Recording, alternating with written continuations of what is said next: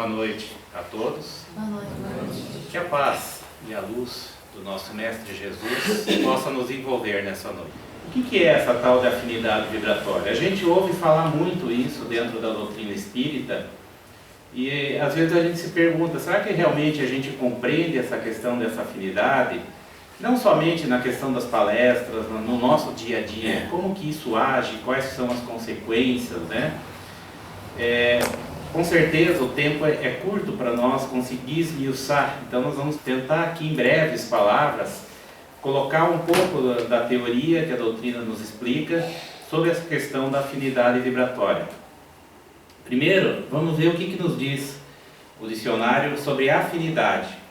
Simpatia ou atração que advém de interesses comuns. Então aí você vê aquelas pessoas que, por exemplo, lidam com música, normalmente convivem mais com pessoas num agrupamento de músicos. Pessoas da bola, dos boleiros, né, gostam de estar com pessoas que têm, por hobby, por profissão, trabalhar com a questão do futebol, de esportes diversos. Então, todos acabam se reunindo naturalmente por uma questão desses interesses comuns. Esse é um fator de formar alguns agrupamentos. Mas a doutrina espírita nos explica que existem outras questões. Na questão 386 do Livro dos Espíritos, nos fala que podem dois seres que se conheceram e estimaram encontrar-se noutra existência corporal e reconhecer-se? Reconhecer-se não. Podem, porém, sentir-se atraídos um para o outro, e frequentemente diversa não é a causa de íntimas ligações fundadas em sincera afeição. Então, eles nos mostram que nós, em muitas situações que a gente encontra pessoas em que a gente fala, mas eu conheço você de algum lugar, eu sei que eu já te conheço, mas nessa vida realmente nunca se encontraram. Está relacionado a quê? A nós termos tido uma convivência numa vida passada ou em vidas passadas. Então esse é um tipo de questão que a gente conhece, né? A gente sente que conhece aquela pessoa porque em vidas passadas nós já realmente convivemos com essa pessoa num agrupamento familiar, ou como pais e filhos, ou como irmãos, como parentes, primos, avós, e assim vai, nas diversas posições sociais que a família tem nos dias atuais, né? Mas existe mais uma questão também, que nos fala na 387. A simpatia tem sempre por princípio um anterior conhecimento? Não. Dois espíritos que se ligam bem naturalmente se procuram um ao outro, sem que se tenham conhecido como homens. Então quer dizer, nós podemos ter uma atração com outra pessoa que não necessariamente está ligada a um conhecimento numa vida passada. O espírita tem muito o costume de falar, com certeza eu te conheci na vida passada. Não necessariamente. O que pode ter acontecido, o que acontece nessa situação é justamente a questão da moralidade de cada pessoa, a afinidade que essas pessoas têm. Então as pessoas que são afins, elas naturalmente se atraem. E isso é um conceito tanto para o bem como para o mal. Porque não importa se é bom ou ruim a moral da pessoa, vai encontrar pessoas com morais semelhantes, com afinidades semelhantes, e isso vai fazer com que atraia essas pessoas uma para a outra. E essa é a grande questão que a gente chama da afinidade vibratória. É importante que a gente entenda a vibração, uma definição minha, uma energia que emitimos, resultado de nossos bons e maus pensamentos. O que nós pensamos reflete aquilo que realmente nós somos. Muitas vezes nós falamos alguma coisa que nós não sentimos. Nós dizemos mentiras, inventamos histórias para tentar passar um disfarce, uma máscara perante a sociedade, mas que lá no íntimo nós não sentimos realmente. Então aquilo que nós pensamos faz ser o que nós somos como espíritos. E essa questão de ser um pensamento bom ou mal, justamente vai atrair os espíritos afins conosco. Então não adianta a gente achar que eu posso fingir ter um pensamento bom, porque lá no íntimo nós temos um sentimento negativo. E o que vai valer para atrair essas pessoas são esses sentimentos. Não é o que nós falamos, mas aquilo que realmente a gente sente. Então isso vai nos trazendo um problema, porque quando nós pensamos no bem, temos bons pensamentos, qual é o tipo de espírito que nós vamos atrair? Bons espíritos, espíritos do bem. Agora, e ao contrário? Qual que é o tipo de espírito que nós vamos ter quando os nossos pensamentos são pensamentos atrelados ao mal? Pensamentos negativos, energias negativas que nós geramos. Mas a questão, é justamente o tipo de pessoas que nós vamos estar atraindo. Então essa vibração, e quem já viu aquelas fotos Killian, que chamam, que fotografa a aura, nada mais é a energia que a gente emite. Logicamente, normalmente as pessoas vêm mostrar, olha a minha foto aqui, que eu tirei lá no parque de diversões, não sei aonde, Tudo aparece aquela coisa alegre, aquela luz, bonita, mas é lógico, você está lá no parque de diversões, está com alegria super legal, Que tipo de pensamento você vai estar tendo lá? É lógico que a tua energia vai aparecer ali de uma maneira positiva. Mas se nós fotografássemos durante o nosso dia a dia, de uma maneira constante e regular, a gente veria que a nossa energia ela é flutuante. Que o tipo de energia, de vibração que nós temos, ela flutua entre a boa e a má. Porque nós de repente nós estamos super bem, estamos alegres, estamos tranquilos, E um bom teste é no trânsito.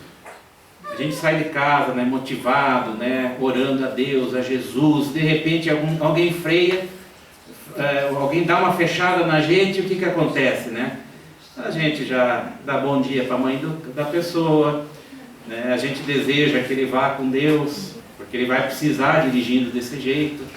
E assim, toda aquela nossa disposição, imagina a vibração nesse momento, nós estamos lá em cima, de repente lá embaixo. E nós vivenciamos isso em diversos momentos. No nosso dia a dia, na nossa casa, nas relações sociais, no nosso trabalho. Por que isso? Porque nós ainda, na média, nós somos espíritos instáveis em relação aos nossos sentimentos, em relação àquilo que realmente a gente tem dentro de nós. Não dá para a gente negar que todos nós temos defeitos. A gente não tem como fugir dessa realidade. Por mais que queiramos, a gente tem defeitos. E nós temos que admitir isso. E isso faz com que essa instabilidade emocional nossa, diante das situações que enfrentamos, faz com que nós nos perturbemos.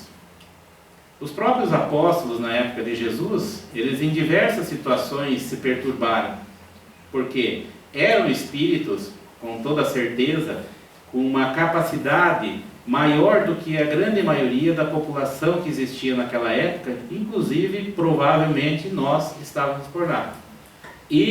Só que eles não eram espíritos de luz. Eles realmente deram uma virada muito grande, porque eles já tinham uma capacidade, o próprio Mestre Jesus fala para eles que eles já foi dado a conhecer, quer dizer, vocês já têm a condição de entender o que eu vos digo, mas o resto do povo aqui não. Mas eles não eram perfeitos, tanto que em diversos momentos eles falharam na sua missão, no expulsar demônios, em consolar, em ficar brigando um com o outro, para ver quem que era mais amado por Jesus. Até a figura da famosa Santa Ceia, tá o João lá deitadinho, tipo, eu sou o mais querido. E havia essa disputa, quem você mais ama, sabe? Eles perguntavam para o mestre. E Jesus, como bom espírito elevado e conhecendo as artimanhas políticas da vida, sempre dava um jeitinho de dizer que amava a todos. Mas o fato é que eles se transformaram, deram uma guinada na sua vida, somente após Jesus aparecer para eles materializado, para cumprir o que ele tinha prometido para eles. Porque até aquele momento, todos eles estavam escondidos, com medo. Basta ver que o único que não abandonou Jesus naqueles momentos decisivos foi João. Mas todos estavam lá, em vez de sair pregando, já tomar seu rumo, se organizar, estavam lá acuados, escondidos. E o mestre veio lá, mostrou para eles a realidade da vida espiritual e que tudo aquilo que ele dizia era verdade.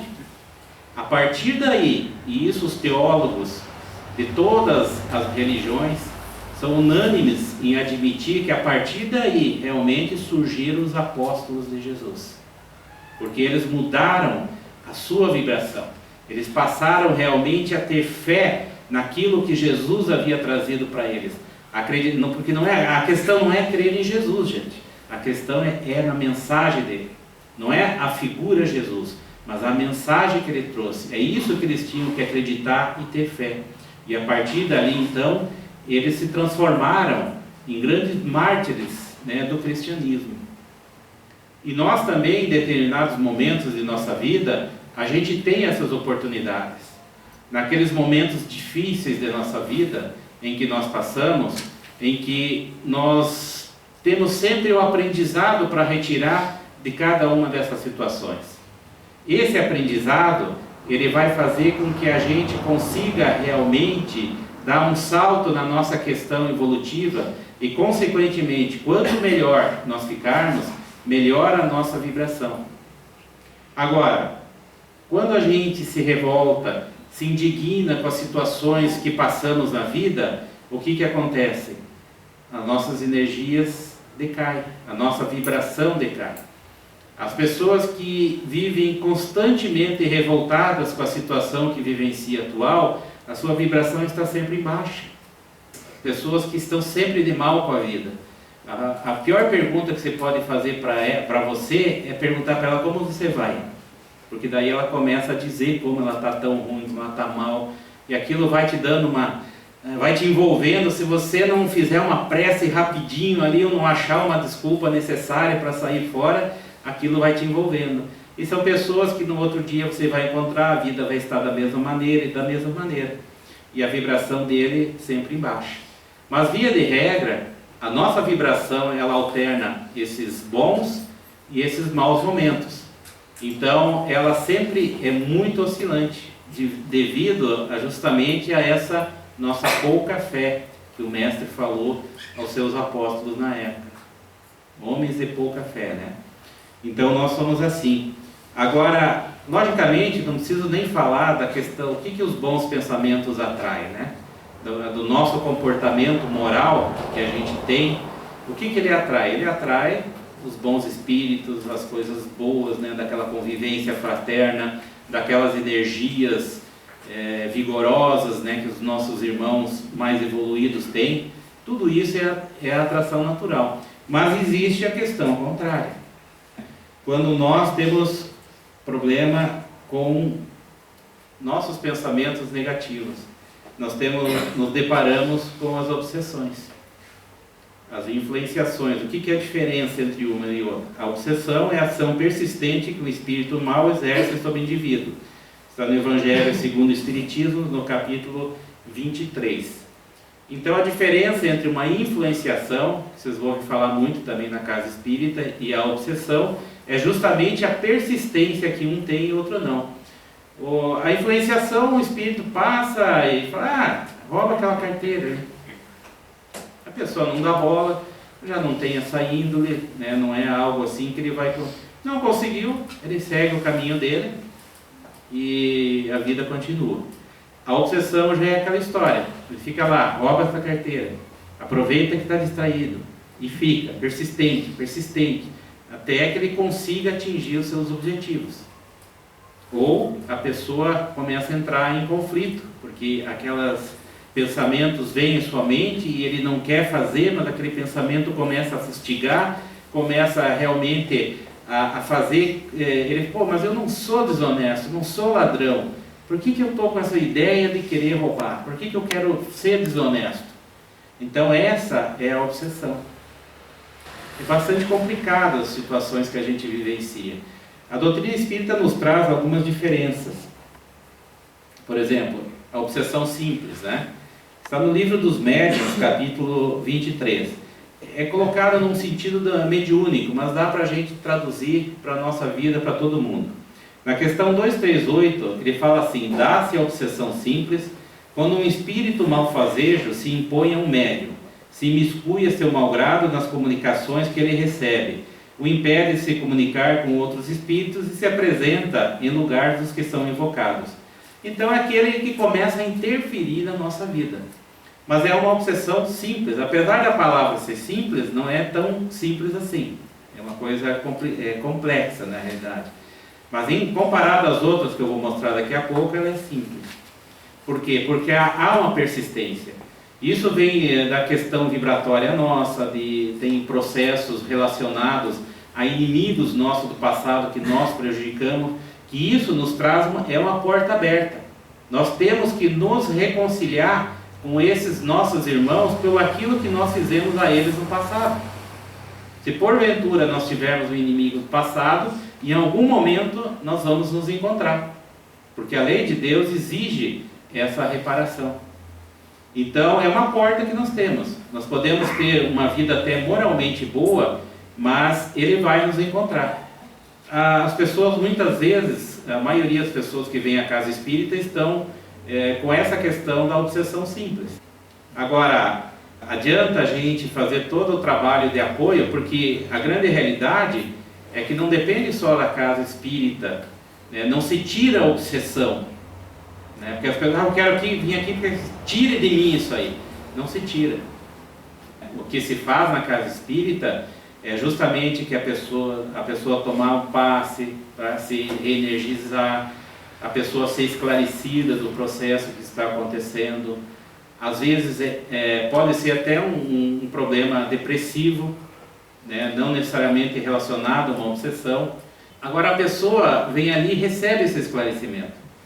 Com toda certeza, se ele já veio ali, ele foi encaminhado. Ninguém vem sem querer para a casa espírita, né?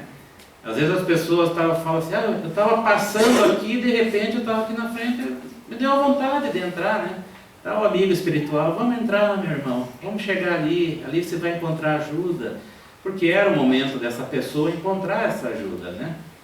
Mas o que a casa faz é trabalhar para que essa pessoa seja amparada e o espírito também que porventura esteja obsediando também seja amparado. O grande sofredor nessa história muitas vezes é o obsessor. Ah, mas como assim? Eu que estou aqui sofrendo na carne? Mas só que ele sofreu no passado com aquilo que nós fizemos muitas vezes, ele por outras questões que ele passou. Ele, toda vez que ele relembra aquele momento, ele sente a mesma dor que ele sentiu, por exemplo, quando nós de repente causamos o seu desencarne. Ele sente aquela dor. E aquela pessoa que vive com o pensamento voltado no mal também, ela se sente muito mal. Então a gente sempre orienta as pessoas, nesses casos, não que deseje que tire, mas que ampare aquele irmão perdido, aquele irmão desorientado que está nesse momento trabalhando com uma obsessão em relação àquela pessoa. Então nós temos que perder essa questão que vem assim de querer se livrar, e sim de realmente ajudar a esses irmãos que se encontram às vezes em situações muito piores do que a gente possa imaginar. Agora, existe uma outra questão, né? Que é a nossa questão. Porque nós temos que mudar a nossa maneira, o nosso comportamento. Se nós não fizermos isso, o que vai acontecer? Vai chegar a casa espírita, vai receber o amparo, vai receber toda a instrução, energias, mas como ele pega e já tirou aquele espírito, né, dele, ele simplesmente sai com os mesmos tipos de pensamento e já pensando que ele vai fazer não sei o que, uma coisa negativa. Ele sai no portão ali e já pega outro amiguinho que vai chegar nele, por quê? Pela afinidade vibratória. Então não adianta somente a gente chegar à casa espírita e querer que tire um espírito, tire outro, se a gente não mudar as atitudes. Isso vai ser uma constante em nossa vida. Essa é a grande questão que nós precisamos compreender em relação à realidade espiritual. Porque a gente imagina que os espíritos são ruins. E nós vamos ver adiante o porquê eles estão conosco. Uma outra obsessão, que é a chamada subjugação, que está na questão, no item 240. A subjugação é uma constrição que paralisa a vontade daquele que a sofre e o faz agir a seu malgrado. Numa palavra, o paciente fica sob um verdadeiro jugo. A subjugação pode ser moral ou corporal. Nesse caso da subjugação, o espírito já comanda aquilo que o encarnado faz. Uma coisa importante para a gente destacar é o seguinte: não existe aquela história de um espírito entrar no corpo do outro, o espírito entrar no corpo do encarnado. Porque a gente fala incorporar, é um termo que se usou no passado na doutrina espírita, e as pessoas às vezes entendem, nos filmes que a gente assiste, né, o espírito entra no cara e o cara fica totalmente dominado. Ele fica dominado, né, nesse caso da subjugação, mas é pelo elo mental que se estabelece, o corpo é dele. Nenhum espírito vai entrar no corpo dele durante a sua vida e nem depois da sua morte. Acessou aquele elo de ligação, aquele corpo acabou, vai se desintegrar, voltar ao seu estado da natureza. E então esses espíritos não vão poder tomar o corpo, né? Que nem a gente vê em muitos filmes por aí. A questão é a mesma, é que a pessoa fica totalmente dominada por esse espírito e ele não consegue realmente se controlar.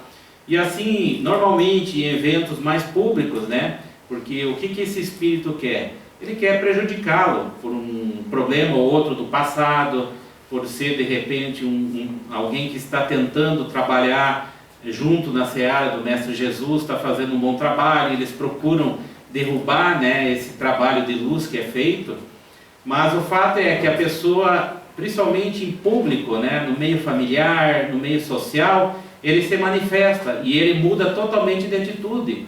E aí briga, e se joga no chão, e grita, e faz coisas que quem conhece a pessoa sabe que ela não é daquele jeito.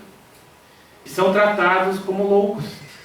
Muitas pessoas são tratadas como loucas, que na realidade nada mais é do que um processo obsessivo de subjugação.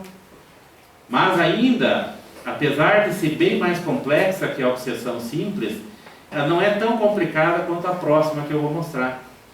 Porque essa pessoa pode receber o amparo, ela pode receber todo o amparo que uma obsessão simples recebe, e ela pode se livrar realmente desse processo obsessivo, com o amparo que é dado ao espírito obsessor e a ele também. Que o próximo processo é a tal da fascinação.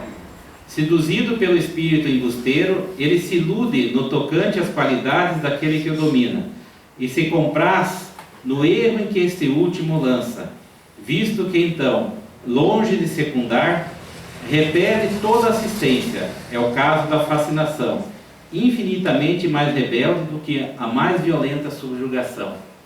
Por que essa é a mais complicada? Porque essa trabalha diretamente no orgulho daquela pessoa, do médium, do trabalhador, seja quem for. A gente tem uma ideia errada sobre a questão do espírito desencarnado, de que o espírito desencarna e ele perde totalmente a inteligência, só serve para arrastar corrente, para fazer batida, ficar, né, fazendo sons, aquele Pelo contrário, ele mantém a sua inteligência, gente. As coisas que a gente leva dessa vida é justamente a nossa bagagem moral e intelectual. Então, se o espírito tem uma elevada inteligência no planeta Terra e uma moral baixa, quando ele desencarnar, ele só não vai ter o corpo físico, mas ele vai continuar sendo um espírito inteligente, mas com uma moral baixa. Isso é o que acontece. Então a gente leva para o outro lado, né, para o mundo espiritual, aquilo que nós realmente somos. Então eles chegam na pessoa e trabalham onde? No orgulho. O mais comum da gente ver sempre é o médium, né? Coitado do médium, né? Os outros trabalhadores da casa não estão isentos disso. e chega pro médium, pro palestrante e fala: olha, essa casa sem você, ela não vive. Você é o melhor cara do mundo. Ninguém aqui pode dizer nada contra você, porque se você não der a mediunidade, se você não fizer as palestras, essa casa acaba.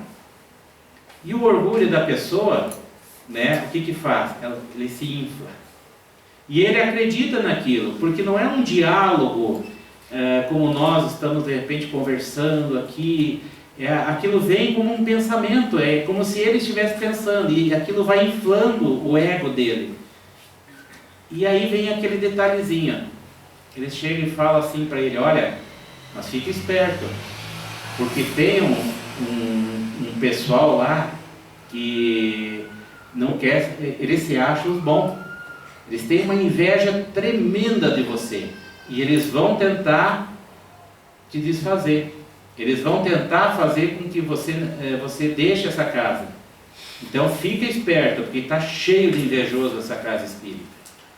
Aí o que acontece? Quando as pessoas se percebem o que está acontecendo e vão tentar falar com ele, ele fala: bem que eles já tinham me avisado, né? Lá vem o bica lá, assim, invejoso, né? Chega ali e agora quer tomar meu lugar do melhor médium que da casa aqui. Essa é a realidade. Por isso que é difícil o combate à fascinação, porque isso está no ego da pessoa. Os espíritos obsessores, no caso, eles não têm um trabalho, depois que esse ego está inflado, o trabalho deles não é tão grande, porque aí a pessoa mesmo faz o trabalho por ela. E aí acontece, muitas vezes a pessoa se afasta da casa, abre uma outra casa espírita do pai não sei das quantas, né, do fulano, do beltrano, e com umas práticas realmente bastante antidoutrinárias, e que ele vai responder no futuro por isso. Que é uma outra grande questão que a gente tem em relação a isso. Mas então o meu processo é obsessivo. Não importa qual deles. Meu processo é obsessivo. Então é por isso que eu sou assim. Não. Você é assim. Por isso que você tem um processo obsessivo. Nós somos desse jeito. Nós damos a permissão para que esses espíritos venham nos obsediar pela nossa vibração, pela nossa postura moral. Então, quem que é o verdadeiro artífice das obsessões? Somos nós. E as pessoas às vezes ficam chocadas com aquilo, porque em quem eu vou colocar a culpa agora? Não, sobrou Deus, né? Sobrou Deus para a gente colocar a culpa. Porque é o próximo ponto da extrapolação do orgulho, é a gente colocar a culpa em Deus. Sendo que na realidade todo o problema está em nós. Mas eu tenho, esse espírito me persegue desde a vida passada. Mas e o perdão? Onde que está? A gente, independente da religião, nós não aprendemos sobre o perdão? Nós não aprendemos que nós devemos perdoar sempre? Nós precisamos nos atentar para essas questões, porque esses processos obsessivos, eles podem nos levar a caminhos bastante penosos, não só espiritualmente, como também fisicamente. E esses processos obsessivos muitas vezes continuam após o nosso desencarne. A gente vendo as obras espíritas e lendo, a gente entende o quão grande é esse problema. Mas tudo está atrelado a nós. Tem uma imagem aqui que ela é bem interessante. Veja essa imagem. Nós temos aqui, uma pessoa com a bebida alcoólica, nesse caso é bebida alcoólica, mas pode ser drogas, pode ser qualquer coisa, até comida, né? E a gente vê esse espírito, né, mais amarelado ali, que ele está obsediando ele, por quê? É o que a gente chama de vampirizador, né? Mas é um típico processo obsessivo, em que esse espírito ali está influenciando ele para que ele beba. Não quer dizer então eu sou um alcoólatra por causa do espírito que está me vampirizando, me obsediando. Não, a gente tem essa tendência. Eles trabalham justamente das nossas tendências morais, as nossas tendências aos vícios. Tudo isso é onde eles trabalham. Então não existe aquela questão de fazer trabalho, né, para de repente atingir a pessoa num campo em que ele não tem essa falha moral. Os espíritos trabalham, fazem o mal para a gente nas nossas próprias falhas. Então aqui na questão, essa pessoa que está sendo obsediada, ele já tinha essa tendência. O espírito influenciou ele para que ele fosse beber. Às vezes, simplesmente para que é um inimigo do passado e coisa e tal, para que ele comece a ter problemas com o vício. Mas também para que eles possam beber junto. Porque ele não tem como abrir uma garrafa e tomar a bebida como nós fazemos no corpo físico. Mas quando a pessoa ingere a bebida, a droga, as comidas em quantidades excessivas, o que acontece? Isso se imiscui, se mistura com a nossa energia, e dessa energia eles se alimentam. Então eles, no caso da bebida alcoólica, eles se embebedam do lado de lá. É a maneira deles manter o seu vício também. Porque a gente, nessa questão de retorno à pátria espiritual, a gente leva para lá os nossos vícios. Os vícios que nós temos no álcool, nas drogas, na sexualidade, a gente leva para o lado de lá. E nós sentimos a necessidade. E como não há como ter essa sensação pela questão da falta do corpo físico, é através das energias. Quem é médium, que tem evidência, a visão de bares e lugares assim, né, que se bebe muito, é terrível. É uma imagem assim, aquelas pessoas alcoolizadas, mas a imagem espiritual, a quantidade de espíritos também juntos, e que fazem com que a pessoa beba mais e mais e mais, e eles tudo ali bêbado, numa arruaça infinita. Essa é a questão do processo obsessivo, é essa ligação mental que se encontra, né? Mas sempre tem o amparo. Vejam ali, ó, dois espíritos mais ao lado, com aquela auréola de luz, em que eles estão ali para amparar. Porque a espiritualidade, ela procura sempre estar presente e amparando aqueles que estão merecendo. Porque em determinados momentos, não adianta eles tentar fazer com que a gente abra a nossa mente para o que está acontecendo, porque nós não estamos receptivos a receber a sua ajuda. E a mesma coisa não é só com a questão com os vícios. Muitas vezes, no nosso dia a dia, eles estão tentando nos amparar e nos alertar para aquilo que a gente está fazendo. Para que a gente abra o olho, por quê? Porque as consequências vão ser danosas, vão ser difíceis depois de reparação. Mas a gente está com a nossa mente fechada a essa ajuda.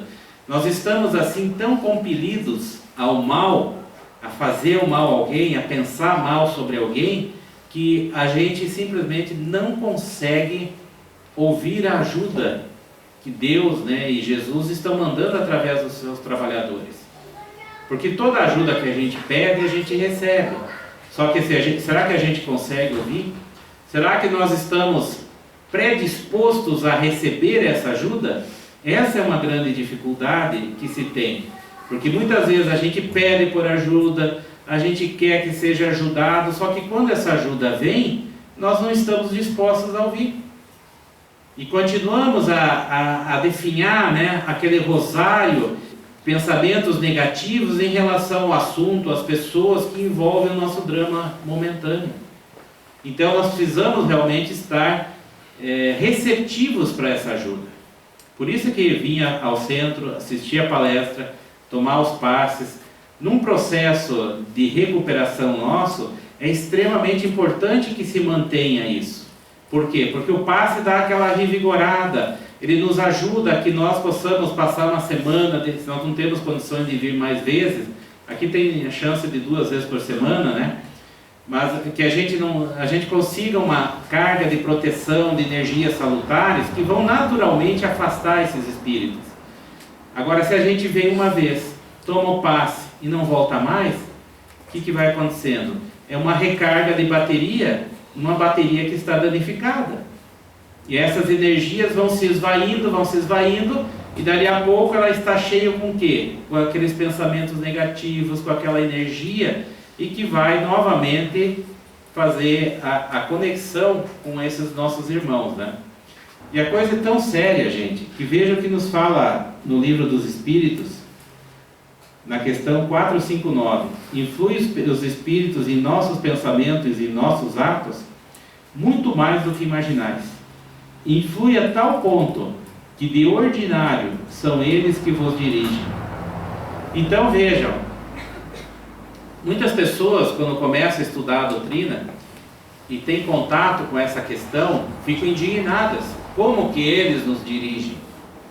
Né? Não pode, imagina, mas é a realidade, porque a maioria dessas influenciações, dessas obsessões, elas são coisas sutis, não são coisas assim escancaradas.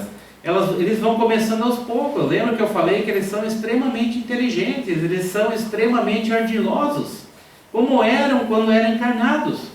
Eles só levaram a sua maneira de agir para o plano espiritual. E eles vão então, aos poucos, se miscuindo conosco e vão controlando as nossas ações. A grande diferença é que os espíritos bons, eles também nos influenciam, mas eles não nos forçam, eles nos orientam. Eles não forçam. Se nós simplesmente não dermos bola para eles, eles deixam que a gente faça. Nós vamos colher as consequências. Os espíritos negativos, né, o que acontece? Eles são persistentes e eles ficam forçando até que a gente faça. Ah, mas então a culpa é dos espíritos. Não, a decisão, livre-arbítrio é nosso. Eles vão responder pela parte deles com toda certeza, mas a decisão foi nossa. Nós que decidimos. E os casos de subjugação, aí a questão, por isso que a justiça divina é perfeita, né? Ela é proporcional àquilo que o Espírito faz pela sua vontade, que a gente não tem assim como medir, dizer que 100% ele é responsável ou não, o Espírito é 100%, não há como a gente medir. Mas Deus, na sua justiça infinita e perfeita, justa, Ele sabe exatamente a proporção que nós temos de culpa em cada uma das coisas. Então, essa questão dessa 459, ela nos traz uma coisa que é muito forte na nossa vida. Principalmente quando nós temos os primeiros contatos com a doutrina espírita, às vezes as pessoas realmente se chocam. Mas compreendendo a dinâmica do processo espiritual, a dinâmica da comunicação espiritual, como que acontece, com o tempo nós vamos compreendendo que realmente, se nós não estarmos atentos, eles dirigem a nossa vida, né? Na questão 467 é colocado se o homem pode eximir-se da influência dos espíritos que procuram arrastá-lo ao mal. Veja a resposta. Pode, visto que tais espíritos só se apegam aos que pelos seus desejos chamam, ou aos que pelos seus pensamentos os atraem. Os espíritos então nos deixaram muito claro essa situação. O Livro dos Espíritos foi a primeira versão em 1857, em 18 de abril de 1857. Veja, desde aquela época nós já tínhamos então essa informação, que o problema é os nossos pensamentos que atraem. Se nós tivermos, voltamos ao início, se os nossos pensamentos forem bons, nós estaremos automaticamente nos protegendo deles. Mas aí vem aquela questão, né, que muitas vezes a gente quer botar a culpa no coitado Moisés, né? Porque as pessoas falam, não, eu sei que eu não posso fazer o mal, mas se ele me fizer, eu posso me vingar. Porque está lá, ó, está na Bíblia, Moisés, lei de Talião.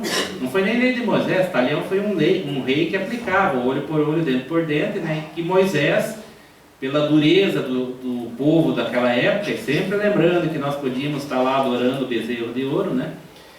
Que aquele povo era bruto, era rude. Se ele fosse querer tratar, né, como aquela meiguice do Chico, imagina o que ia acontecer, né? Ele deu uma saidinha lá para pegar os 10 mandamentos, os caras já fizeram um bezerro de ouro, já estavam adorando, já estavam fazendo 1001.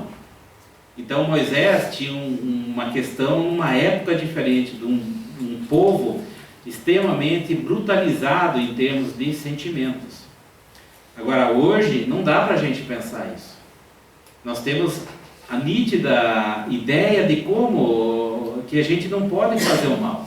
Não importa a religião, nenhuma religião prega que se aplique a lei de Moisés. Alguém conhece uma região que aplica a lei de Moisés?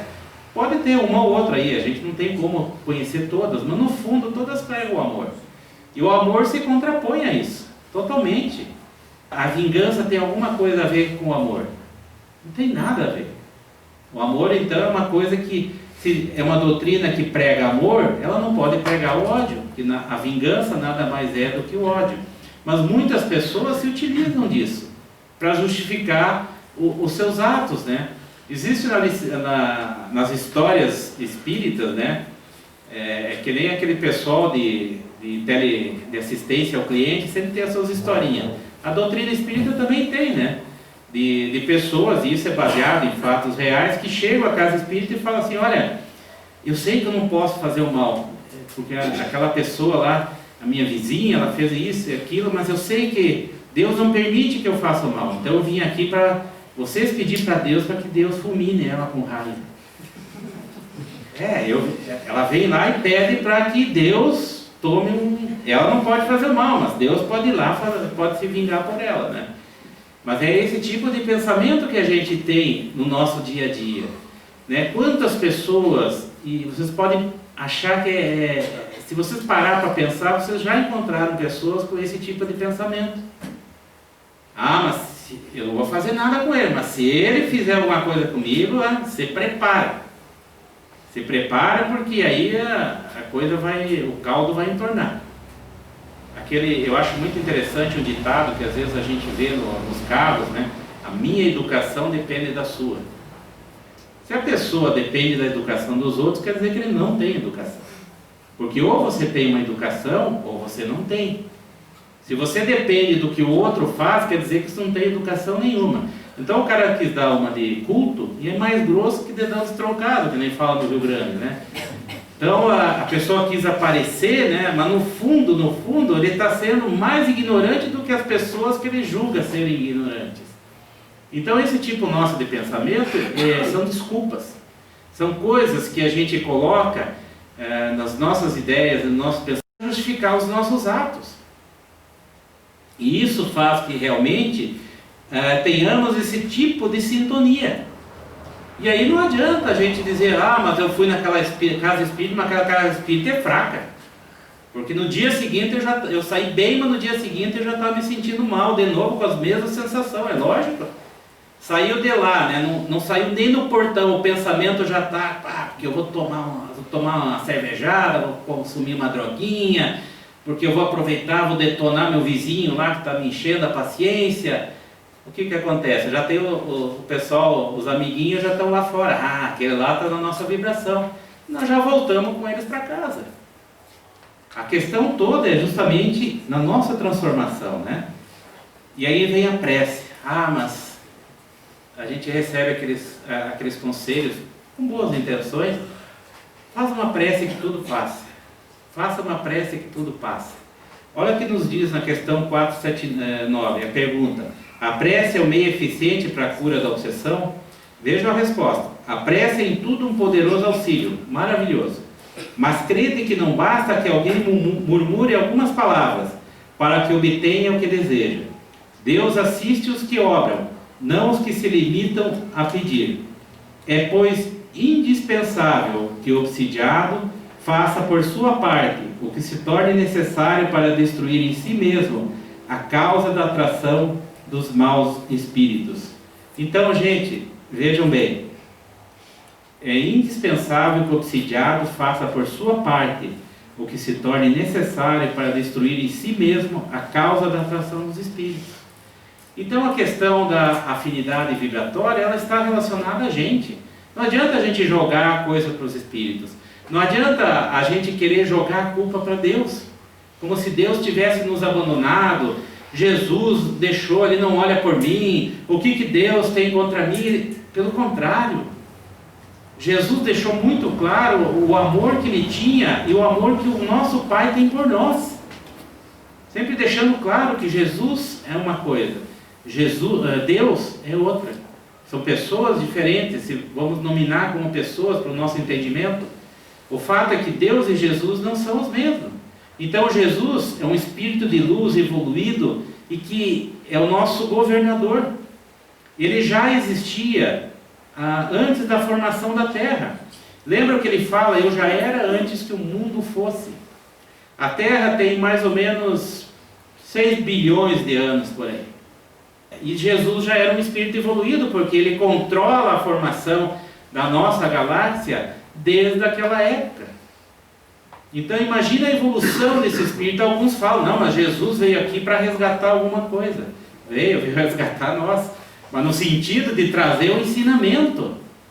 Porque a gente fala: mas como que eu vou mudar? Gente, faz 2000 anos que o Evangelho de Jesus está indo à nossa frente. Faz 2000 anos que ele trouxe aquela mensagem de amor. Amar a Deus sobre todas as coisas e o próximo como a si mesmo. Ele disse aos seus apóstolos: vós sereis conhecidos por muitos se amarem. Amai-vos como eu vos amei. Porque esse é o sentido da nossa vida. Esse é o verdadeiro caminho da libertação. Ele não veio tirar o pecado do mundo. Ele veio mostrar como não se pecar mais. Ele veio mostrar qual que é o caminho da salvação. Agora, quem vai trilhar esse caminho? Como? Quando? Em qual momento? Com qual velocidade? Vai depender de nós. Mas Ele está ali para amparar. Jesus, na sua bondade infinita, assim como o Pai Celestial, Ele jamais os desampararia. Tanto que o próprio Judas, que cometeu um ato terrível, mas é um irmão nosso, Jesus, após alguns dias, quando Judas se suicidou, Jesus foi às regiões umbralinas, às regiões de sofrimentos onde Judas se encontrava num tormento extremo, pelo ato e pelos 2 atos, pela traição e também pelo suicídio que havia cometido. E ele estava atormentado, e Jesus chegou a ele e o amparou, para que ele descansasse, para que ele se preparasse para uma futura vida redentora, que ele jamais condenaria Judas, e jamais o desampararia, e lembrou a Judas que nenhuma de suas ovelhas se perderia. E Amélia Rodrigues nos comenta que naquele momento, Judas então se acalmou e relaxou, para que, se preparando para que no futuro, em outras reencarnações, ele conseguisse realmente recuperar o mal que houvera feito, assim como conseguiu hoje um espírito de luz. Mas nós ainda estamos arraigados nessa história de Judas, querendo culpá-lo muitas vezes por nós não termos tido paraíso, porque ele condenou o Mestre Jesus. Mas nós devemos lembrar que Jesus, o momento em que foi ao Monte das Oliveiras para orar, e junto com ele foi Pedro, Tiago e João, e eles adormeceram. O Mestre os encontrou 3 vezes adormecidos pelo cansaço, e Jesus, como sempre aproveitava, chegou e os alertou: orai e vigiai. Por quê? Orai e vigiai. Por quê? Porque ele sabia que a prece era extremamente importante, mas nós tínhamos que estar vigilantes não somente com as questões dos envolvimentos espirituais, mas acima de tudo, pelo nosso comportamento, pela nossa moralidade que nós possuímos, pois ela é o verdadeiro artífice das influenciações, das obsessões, e o verdadeiro artífice das nossas quedas, dos nossos sofrimentos até os dias atuais. Aquilo que nós hoje estamos passando, dos momentos difíceis, dos momentos provadores, são realmente os resquícios do passado nosso como delinquentes espirituais. Aqueles que não compreenderam a mensagem do Mestre Jesus, que transformaram muitas vezes o seu amor em grilhões aos nossos irmãos, aprisionando-os na religião, no medo de Deus, porque nós todos devemos temer a Deus. E esse não é a mensagem do Mestre, pelo contrário, ele nos mostra Deus como um Pai de amor eterno, de um amor incomensurável por seus filhos, que jamais nos deixa desamparado, que jamais nos joga um inferno eterno de sofrimentos, mas pelo contrário, ele nos dá novas oportunidades, as reencarnações para que nós possamos resgatar os nossos débitos do passado, pois Deus só quer uma coisa de nós. Ele não quer a nossa gratidão, Ele não quer que nós fiquemos lá em eterno agradecimento, Ele simplesmente quer que nós sejamos felizes. Por isso, Ele nos deu a vida, Ele nos deu as opções para superarmos os problemas que criamos no passado por nossas decisões errôneas. E nós devemos realmente louvar a sua bondade e o seu amor, pedir a Ele o amparo necessário para que nós possamos suplantar as nossas dificuldades, para que nós podamos superar a nós mesmos. E tenhamos toda a certeza de naqueles instantes mais difíceis, aonde nós nos sentimos desamparados, o Mestre Jesus, em nome do Pai Celestial, estará a nos amparar, como Ele amparou a Judas, nos amando, nos alertando que os seus irmãos são aquelas ovelhas que nenhuma se perderia, que Ele está ao nosso lado, nos amparando e nos iluminando, bastando para isso que nós realmente reconheçamos o quão grande é esse amor, e que esse é o verdadeiro caminho da salvação, a salvação através do amor e da luz do Mestre Jesus. Que a paz desse Mestre possa nos envolver, que Ele possa estar conosco em nossas vidas, em nossos corações, em nossos pensamentos, em nossos atos, e que o bom e amado Mestre, através de nosso Pai Celestial, nos envolva nessas energias vibrantes e dinâmicas, para que nós possamos levar essa mensagem, para que nós possamos chegar em casa e abraçar os nossos familiares tão amados, aqueles às vezes até tão difíceis, para que eles recebam esse fluxo de energia, de paz e de amor que a luz do Mestre Jesus nos traz. Obrigado e muita paz a todos. Vamos orar. Elevando os nossos pensamentos a Deus, Pai de misericórdia, rogando a Ele o seu amparo, as suas energias, mas em agradecimento, principalmente pela oportunidade que temos dos caminhos que trilhamos, dos amigos que reencontramos, do carinho que nos envolve a cada dia, dos familiares que nos proporcionam amparo, apoio e muitas vezes oportunidade de exercitarmos os ensinamentos de Jesus. Que agora, ao sairmos daqui, renovados por estas energias, possamos a cada dia mais, a cada momento mais, conservá-las junto conosco, partilhá-las com aqueles que amamos, para, enfim, colocarmos mais uma pedrinha no caminho da nossa perfeição. Obrigada, Senhor, por estarmos reunidos em Seu nome. Abençoa os nossos governantes, a fim de que eles possam nos conduzir de maneira equilibrada. Abençoa os dirigentes da casa, a equipe espiritual.